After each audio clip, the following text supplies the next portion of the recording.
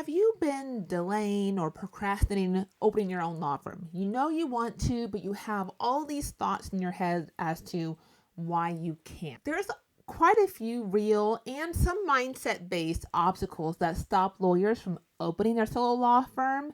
And so let's cover the top 10 that I work with lawyers on in my coaching, where I'm helping them work through these barriers. A lot of time, again, mental barriers, a lot of mental obstacles.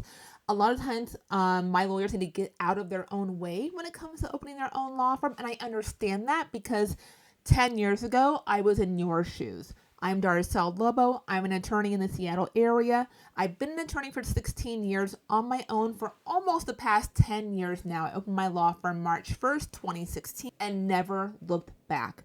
So if you are on this journey to wanting to open your own law firm, but you're experiencing some reasons, some thoughts about why you can't or what you need to do before you're ready, some of these might resonate with you today. So we're going to talk about kind of the top 10 that I work with on lawyers when it comes to opening their own law firm. The first one and the biggest one and the one that speaks to me the most, because I dealt with this primarily when I was trying to go out on my own, was the fear and the self-doubt. Like the fear, there could be the fear of failure or not being able to get clients. And for me, it was just the thought of opening my own law firm. Like, how in the hell do you open a law firm? Like, that seems such like a foreign concept to me. It seemed like an impossibility. Like, I have been practicing law for about 6 years at that point in time. Wait a minute.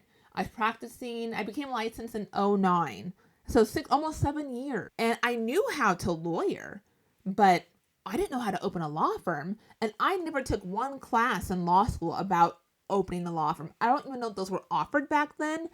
And I don't think I would have taken it. And I shared with you before in other videos, like my journey to going out on my own. It was never my plan to open my own law firm when I was in law school. But given kind of, what happened in the marketplace and the lack of jobs, and I had a couple kids, and then it was like, okay, what am I going to do? What am I going to do with my career? I've worked so hard to come this far, and I'm very unhappy in my job where I was working as an attorney. And, and I'll link the video below as far as when I explain kind of how that happened in that journey, that process. But it's also a lot of thoughts of like, the whole imposter syndrome, right? Like, I'm not ready yet. I need more experience, or, who would hire me, or worrying about what everybody's going to think about you.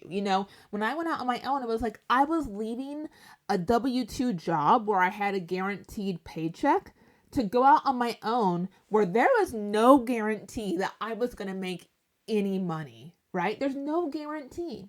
But the flip side of that is that, yeah, there's a possibility that you might not make any money. There's also a possibility that you're going to make a lot more money than you're making as a W-2 employee. And let me tell you, when it's all riding on you and you know that you are the ultimate factor in deciding if you're going to make money or not, you are willing to go so hard for yourself, for your law firm, and show up in a way that you probably haven't before for yourself.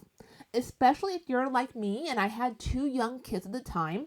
Like, I was damn that this law firm was going to work. And I was going to do whatever it took to make it work. And the thing for you that you have that I didn't have is that you have videos like these, right? And you have more people talking about the business side of owning a law firm. Because yes, you're a lawyer and you're probably an amazing lawyer. But if you don't figure out how to run the business, your law firm is going to suffer. Okay? So that's one of the biggest things that I had to work through. A lot of my law firm owners or lawyers who want to become law firm owners have to work through is navigating this fear and self-doubt. And the good news about that is that that's something we can work through. That's something that you can overcome. That's something that you can, get through as part of the journey and the process of being a law firm owner. And working with someone, like me, a coach or consultant, or having, people in your support group and your network who can support you and help you navigate that journey is going to bring you to success a lot sooner, a lot faster. All right. Number 2, and this kind of maybe ties to the first one, is the financial uncertainty of going out on your own, because it is all on you, right? And you may find in your first 6 months, 12 months of being on your own is that your income may be inconsistent, right? It may be a bit of a roller coaster where you have a good month and then you have a not so good month, and you have an okay month and you have 2 poor months, right? Like, And so part of that is going to be, what are you doing to prepare yourself and prepare your law firm before you actually open the doors to your law firm? I've talked about this so many times as far as growing your network, your referral base. Like, there is a bunch of legwork you can do to help ensure the success of your law firm before you've even opened your law firm. So there's a lot of videos on here about that, and a lot you can do to set yourself up for success once you do open your law firm. I didn't have a bunch of savings when I went out on my own. I didn't incur any debt when I went out on my own. I've also shared how I opened my law firm with under $2,500. Like, that's all I had. And that included my first month's rent when I went out on my own, because I had, and I still have, a brick and mortar office. I believe my rent was $816 a month at that time. And the reason I remember that is because I think it actually was $880 a month, but they had a deal that, like, if you signed a 12-month lease, they'd give you a month free. And I was so worried about my monthly overhead that I was like, instead of the first month free, can we spread out that first month of $880 over the 12 months, please, to bring down my cost every month? Like, that's how, like, I didn't have a bunch of money. I was so worried about, how am I going to pay this rent? How am I going to pay for the, and I've shared with you, I was on a shoestring budget when I opened my law firm. But it, that is a valid concern, right? But there are things that you can do to ensure. And the funny thing is that when I went out, so when I negotiated that with, not really negotiated, but when I asked for that with my landlord, it was before I went out on my own, right? And I was just like, I don't know if I'm going to make money in month one, so I need to keep everything as low as possible. And it seemed better to me to take that discount a little bit every month versus all up front, because in month two, I was going to owe the whole $880, right? And so the funny thing is that day one of me having my law firm, on March 1st, 2016, I had clients in my office meeting with me. Like, I had already put in the work. I had already worked on my network and referrals, and people knew that I was going out on my own, and they wanted to work with me and wanted to support me and wanted to hire me as their attorney. I remember one client in particular, I won't say their names, it's a married couple, and they were like the very first client that I had of Dow Law Firm. You know what I really should have done? Some people will take like their first dollar that they've ever made and they frame it. I should have done something like that. I don't know, I didn't. But I think I will always remember that first married couple that I had in my office at Dow Law Firm. It was so emotional, and it, for me, like internally, like, I'm doing it. Like, I didn't know how to do this, and I'm doing it. And that first month, and every month since, like, I have made money, I have been profitable. It's been, an upward trajectory, ever since. And so it's just like, you can do it, and you have so many more resources available to you now than I had back then. I can tell you right now, like, there were so few people who looked like me talking about how to open a law firm and how to run the business and how to be a mom and have a spouse and family and show up for them and also have a fulfilling career and a successful law firm. Like, people weren't talking about that. Without going into details, like, people just did not have my experiences in life, let's put it that way, who were talking about how to run a law firm, right? And so now you have so many more people talking about this, right? Who are more than just one demographic of person. And so you have so many opportunities for support and going out on your own that you can certainly do so. And again, set yourself up, set your law firm up for success in month one, to be profitable in month one. All right, next one. Enough on that. Next one is lack of business knowledge.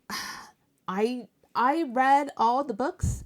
I had the CLEs. I felt like I still did not know what I was doing. And the same is going to be true for you too. You can read the books, watch the CLEs. You can watch every video I have on here. I have like 150 videos on this channel, right? You can watch them all. And when you open your law firm, you're going to feel like you don't know what the hell you're doing. And that's part of the process. That's part of the journey of entrepreneurship.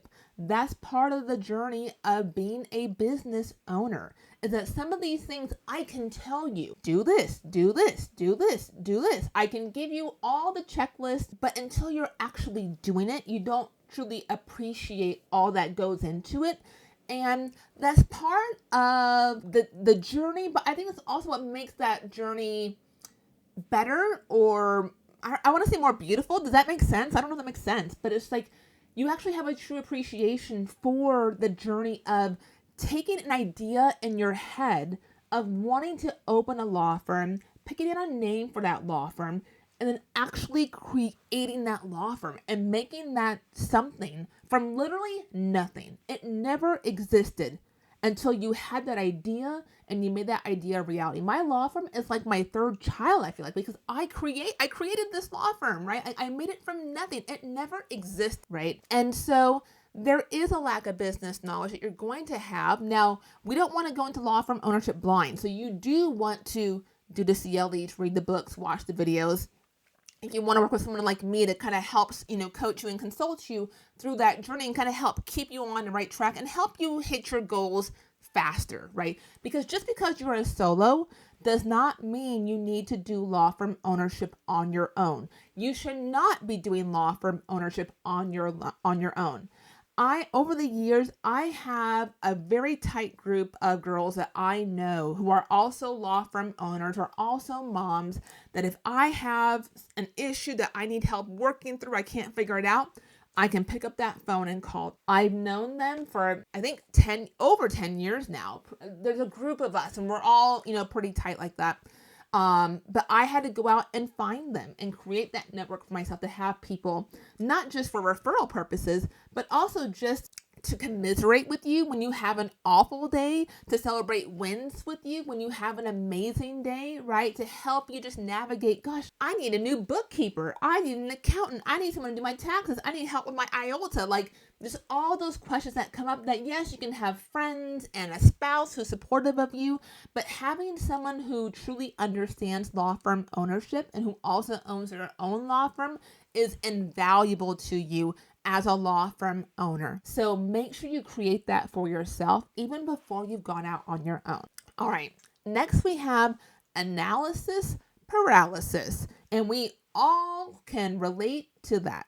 You're overthinking everything. You want everything to be perfect. You want to have the right niche. You want to have the right logo. You want to have the right website. You want everything to be perfect. You can't launch it until it's perfect. You need to research everything ad nauseum, right? Over and over and over again. You're waiting for the right time. You're waiting to feel ready. Feeling ready is not a thing. You don't feel ready. You decide that you're going to be ready. It's not a feeling. If you're waiting for the feeling to feel ready, you're never going to open your law firm. It's not going to happen.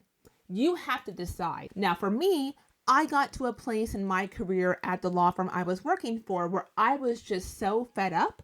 I was so unhappy that I just waited until I got to the point of, forget it. I'm out of here. I'm done with this. I'm going out on my own. I'm doubling down on myself. And I'm done with this being somebody's employee. Like I was over it. Now, you don't need to wait to get to that point, but for a lot of lawyers, they do, right? Or maybe something happens, right? Maybe they get fired from somewhere, or they have, some kind of, change of, household income or expenses where they are kind of like thrown into law firm ownership. But if you are planning to go out on your own, do not wait for yourself to feel ready. Don't wait for the perfect time. You only can do so much research. At some point, you have to jump and just open the law firm and just do it. Okay? And again, you don't have to know, I say this again all the time. I feel like I'm always repeating myself, but I think these lessons need to be heard multiple times for some people to actually to hear it, right? If I say it just once, you're not going to hear it. I got to say it to you 10 times for you to hear it, right? But like, you're not going to have it all figured out.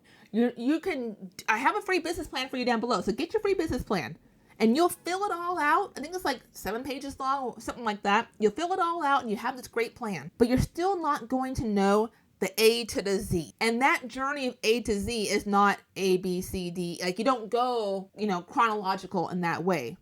You're going to be bouncing around, right? Like law firm ownership is a journey. It is an experience, but I wouldn't trade it for the world. I wouldn't be anybody's employee again. I can tell you that much, right? And so, but this notion of you need it all to be figured out first, that you have to know all the steps, like, no, you don't need to know A to Z. You just need to know how to get from A to B, and then from B to C, and then from C to D, one step at a time. And that's how you navigate through. That's how you figure it out. You take one step at a time. You don't worry about step Z. You're nowhere near step Z, okay? So we're not worried about it. We're worried about getting from A to B, one step at a time. So stop waiting for that perfect, because that's going to stop you from achieving your dream. And not just with your law firm ownership, with whatever you want to do, whatever your goals are with work or personal. Like, if you wait till you have it all figured out, it's never going to happen. And you already know that, but maybe you need to hear that again. So that was for whoever needed to hear that again. All right.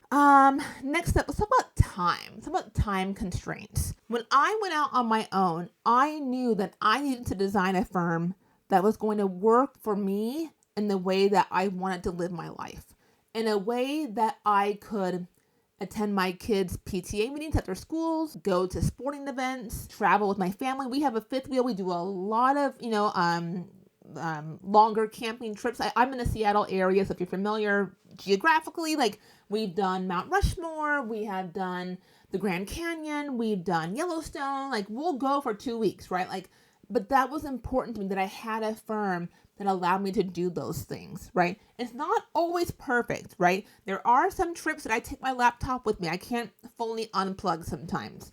There are some times that I can't make all the things that I want to make. It's not going to be, again, it's not going to be perfect, right?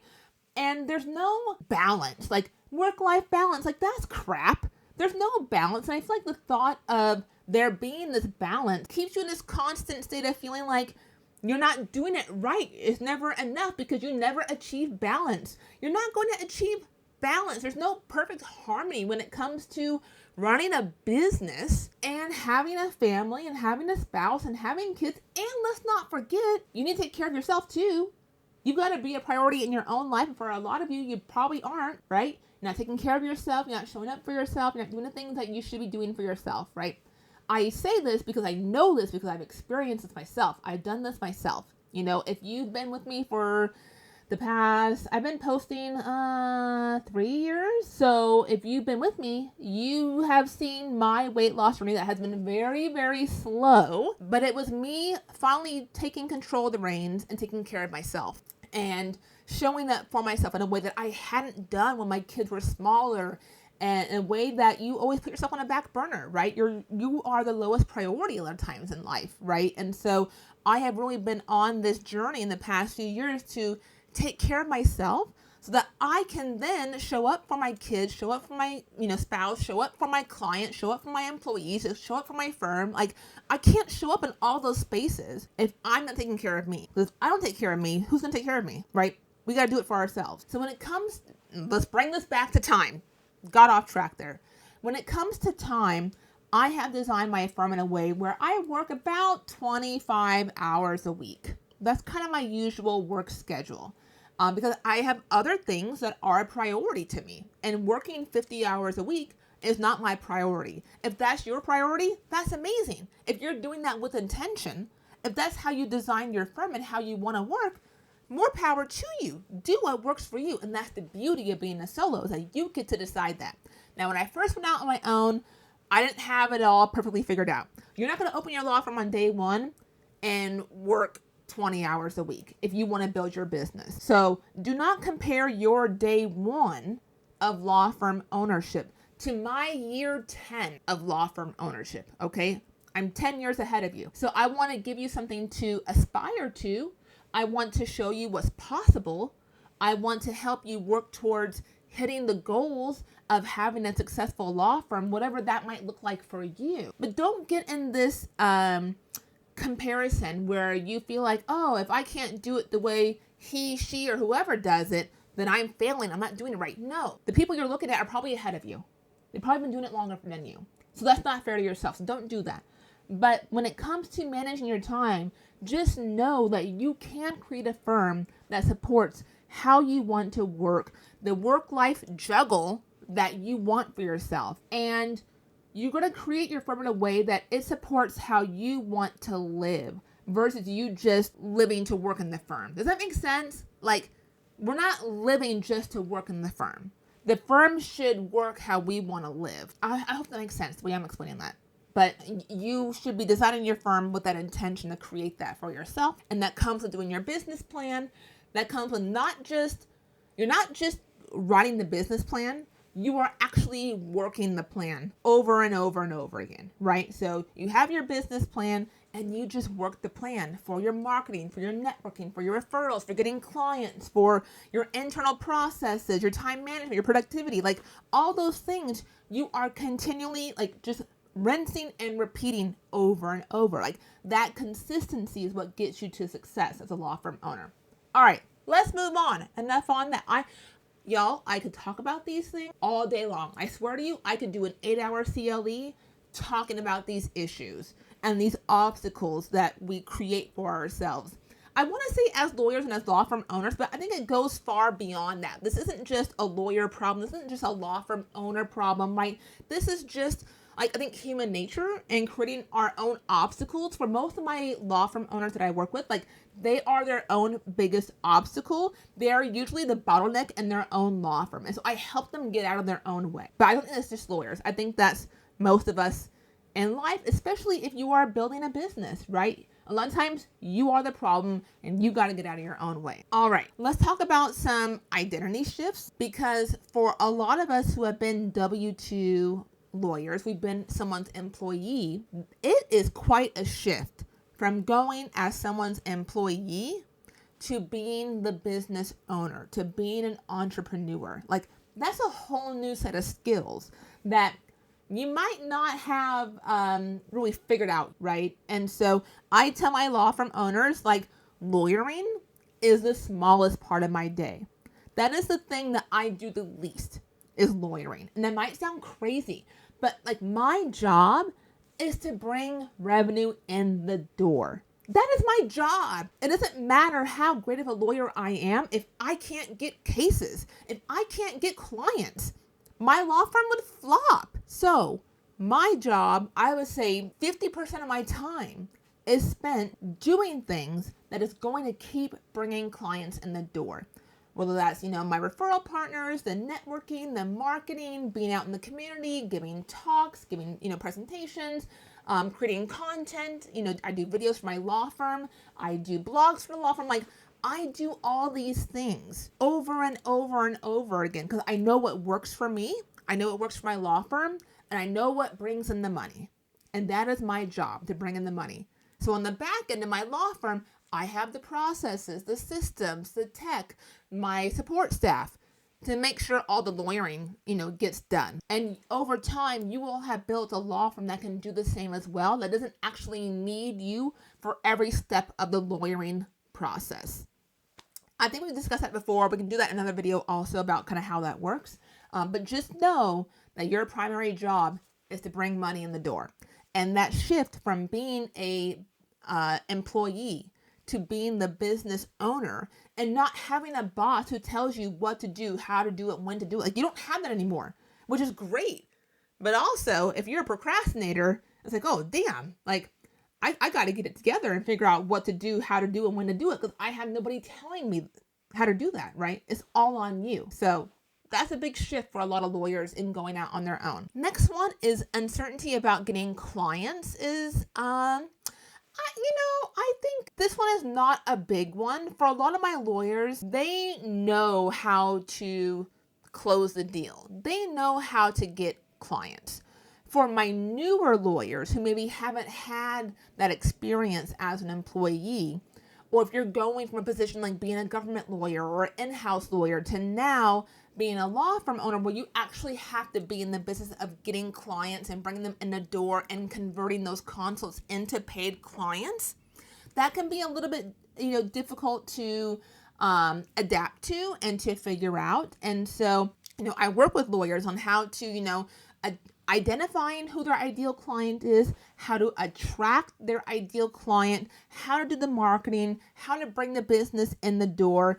And I think it all comes down to being very clear as to who your ideal client is, what your practice area or areas, because there could be more than one, what they are, who you're talking to on your website, in your content, in your marketing, right? These are all things that you can learn. That's the great news, is that you can learn how to get clients. It's not really that difficult. So don't let that be a reason that stops you or stands in your way of you going out on your own, is the fear that you can't get clients. I can teach you how to get clients. It's not really that hard, okay? It's just something that maybe you haven't honed that skill set yet, and we can do that. All right. Next, which I think we touched on in this video, but the lack of support, right? And so again, like being a solo doesn't mean you have to do it on your own. Like there are so many opportunities for you to get support out there, whether it's one-on-one from someone like me, whether it's, an online coaching program to get support, your CLEs. If you go to a CLE and there's a speaker about how to open a law firm, how to manage a law firm, like reach out to the speaker and say, I watched your CLE, I attended your CLE. Can I ask you some questions? Can I offer, can I take you out to coffee? Like a lot of lawyers who I have just cold reached out to in my career have been so giving of their time and willing to speak with me. And I think people underestimate that lawyers will actually do that. And there's this fear of, cold calling or cold emailing a lawyer to, ask for help, ask for support. I have done it so many times in my career, whether it's about, the business side of my law firm or even just a practice area specific question, like asking on listservs about like how to navigate an issue. Now, some lawyers can be jerks, right? Some lawyers are just like, oh, if you don't know what you're doing, you better call your malpractice carrier. Like, man, get out of here. We all had to learn at some point in time. We all have had first. So yes, do your due diligence, do your research, look up the statute, look up the case law, whatever. But you know what?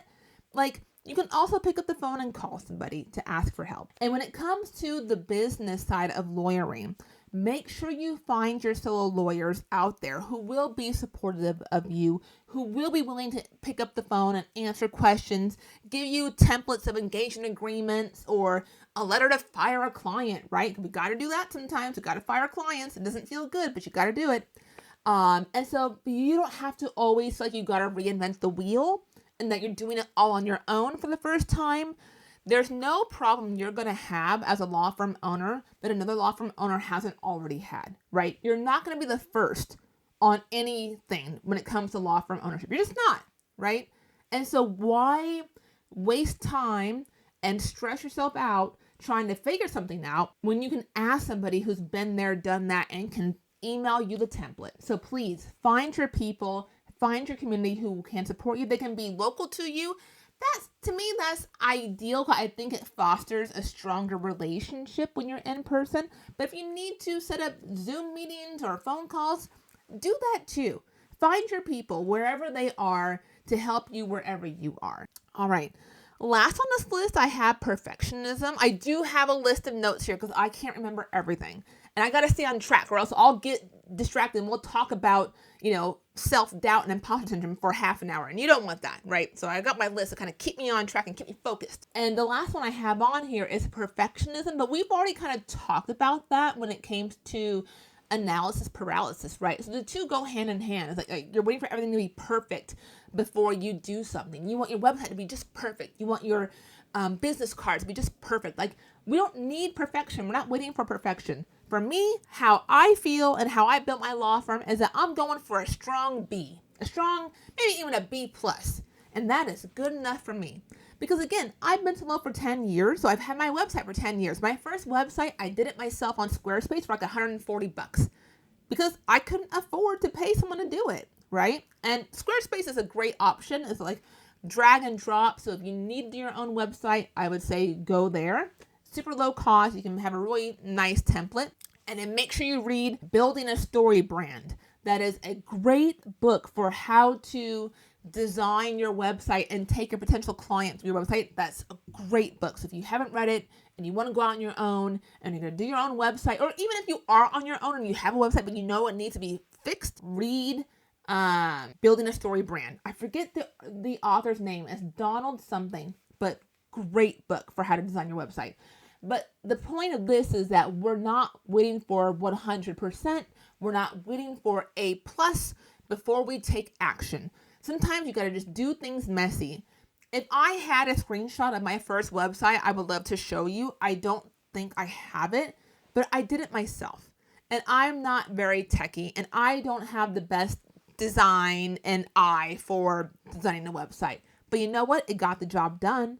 It got clients in the door, right? And then once I had the revenue coming in to improve it, to make it better, to hire someone to do it, then I did that then at that point in time. But you don't need to be perfect before you actually take the action and make the website live, and before you hand out the business card, right? Even if you think it's perfect now, you're gonna want to change it in 2 years, because it's not, even if it is perfect now, it's not gonna be perfect as you grow, right? And as you change. And so don't worry about it being perfect. It doesn't need to be perfect. Clients don't even want perfection. Like, check it for typos, but don't have a bunch of typos on your website, but it doesn't need to be perfect. So, okay, that's the list. And this is a long video, so we're going to wrap this up. The good news about all the things that we've talked about today is that they are all things that you can work through, either on your own or with support, with help from someone. You can solve all of these issues that you see as these big problems. You can actually work through them and get over that hill of that obstacle, right? If you want help getting your law firm open, or if you have a law firm and you just are ready to take it to the next level to increase your revenue, maybe to have your first, hire in your firm, if you're ready to increase, or improve your time management, productivity, you're struggling with the juggle of personal and business, and you want help with that, reach out. I have all my info below as far as how to work with me. I offer, currently at this time, I offer a free consult for us to chat, see what's going on, see if we're a good fit, see if I can help you. If you want help from someone who's been through the journey of opening the law firm, hiring employees, juggling personal and work life while having kids, while having a family, trying to take care of yourself, trying to do all the things. If that is someone who might be a good fit for you, then I might be your girl. So feel free to reach out. And again, your business plan is down below. My guide as to how to run your law firm with less hours in the week is down below for you. These are all free for you, so make sure you get those. And I've been talking a long time, so we're going to say goodbye, and I'll see you in the next one. All right, have a good one.